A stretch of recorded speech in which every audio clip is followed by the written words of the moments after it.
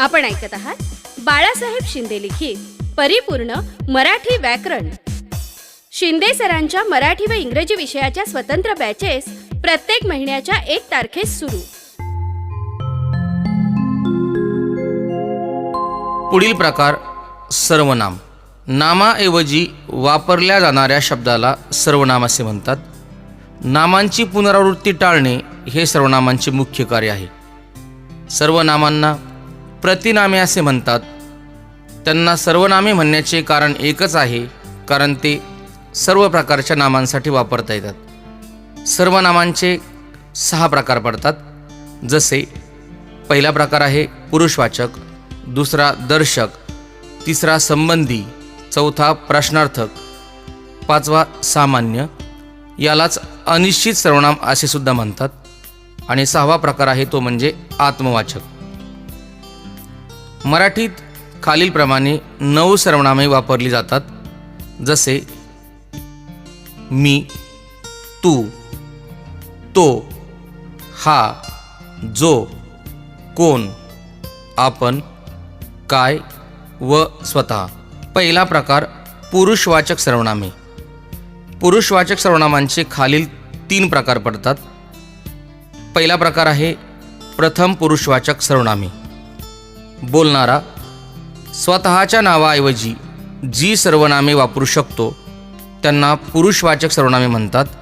जसे मी, आम्ही, आपण, स्वतः.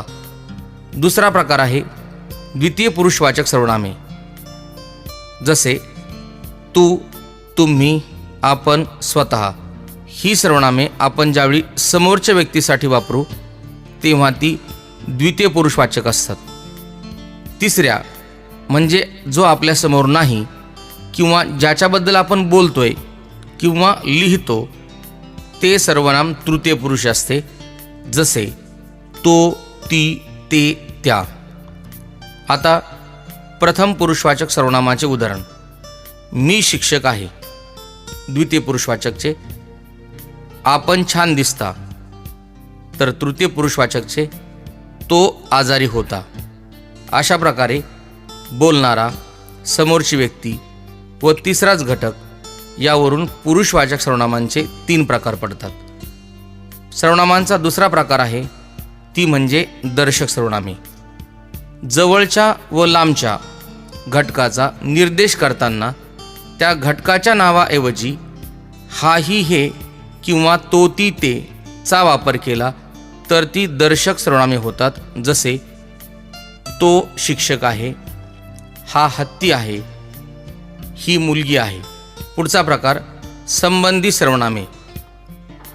पहिल्या वाक्यात जो व्यक्ती असतो तोच दुसऱ्या वाक्यात असतो हे दर्शवण्यासाठी पहिल्या वाक्यात जो, जी, जे, ज्या या सर्वनामांचा वापर केला जातो व त्यासाठी पुढील वाक्यात तो, ती, ते, त्या या दर्शक सर्वनामांचा वापर केला जातो. म्हणून जो, जी, जे, ज्या हे पुढील दर्शक सर्वनामाशी संबंध दाखवितात म्हणून त्यांना संबंधी सर्वनामे असे म्हणतात. जसे जो आवडतो सर्वांना, तोची आवडे देवाला. यात जो हे संबंधी सर्वनाम आहे कारण ते तोशी संबंध दाखविते. पुढचा प्रकार आहे प्रश्नार्थक सर्वनामे. एखाद्या नावाला प्रश्न विचारण्यासाठी वापरलेला प्रश्नसूचक शब्द हा प्रश्नार्थक सर्वनाम असतो. जसे कोण येऊन गेले, कोणी फोडला हा कप, काय हवे तुला. सामान्य किंवा अनिश्चित सर्वनामे. कोण व काय यांचा वापर नेमका कोणत्या व्यक्तीसाठी केला आहे हे निश्चितपणे सांगता येत नाही तेव्हा त्यांना सामान्य किंवा अनिश्चित सर्वनामे म्हणतात. अशा वेळी हे वाक्य विधानार्थी किंवा उद्गारवाचक असते.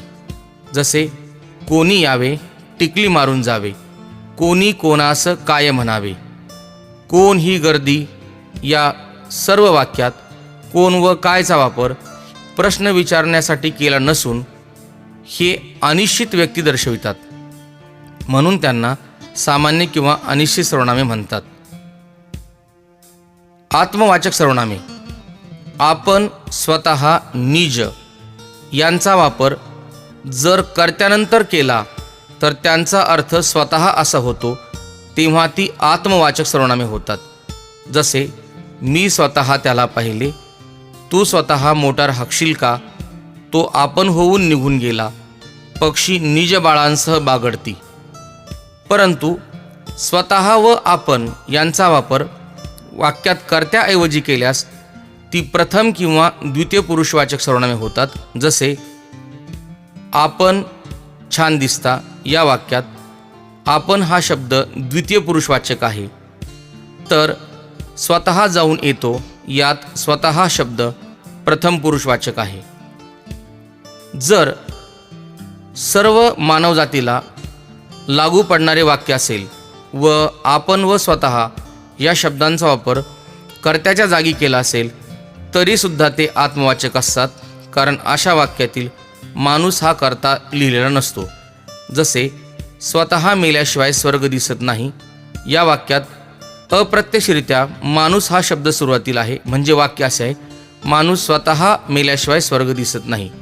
याचा अर्थ असा होतो, आपण व स्वतःचा वापर कर्त्यानंतर केल्यास ती आत्मवाचक होतात, तर कर्त्याऐवजी केल्यास पुरुषवाचक होतात. परंतु सर्वांना लागू पडणाऱ्या वाक्यात सुरुवातीला करूनसुद्धा ती आत्मवाचक असतात, कारण अशा वाक्यातील माणूस हा करता लिहिलेला नसतो. निज हा शब्द निश्चित आत्मवाचक आहे, कारण तो नेहमी नामाच्या नंतर वापरतात. फक्त आपण शब्दाची जात विचारल्यास पुरुषवाचक सांगावी, परंतु स्वतः शब्दाची विचारल्यास मात्र आत्मवाचक सांगावी. सर्वनामांचा लिंग विचार. मराठीत मूळ सर्वनामांपैकी फक्त 3 सर्वनामे बदलतात, म्हणजे 9 सर्वनामातील फक्त 3 सर्वनामे लिंगानुसार बदलतात. जसे मी लिंगानुसार बदलत नाही, तसेच तू सुद्धा बदलत नाही. तोचे मात्र ती होते व नपुंसक लिंग ते होते. हा ही हे व जो जी जे हे लिंगानुसार बदलतात, परंतु कोण, आपण, काय आणि स्वतः हे मात्र बदलत नाहीत. सर्वनामांचा वचन विचार. 9 सर्वनामांपैकी 5 सर्वनामे वचन भेदानुसार बदलतात. जसे मीचे आम्ही होते, तूचे तुम्ही, तोचे ती ते त्या, तर हाचे ही हे ह्या होते. जोचे जी जे ज्या होते, तर कोण, काय, आपण, स्वतः हे बदलत नाहीत. सर्वनामांचा विभक्ती विचार. सर्वनामे नामांच्या ऐवजी येतात, म्हणून नामांना जे विभक्तीचे प्रत्यय लागतात तेच सर्वनामांना असतात. सर्वनामांना कधीही हाक मारता येत नाही.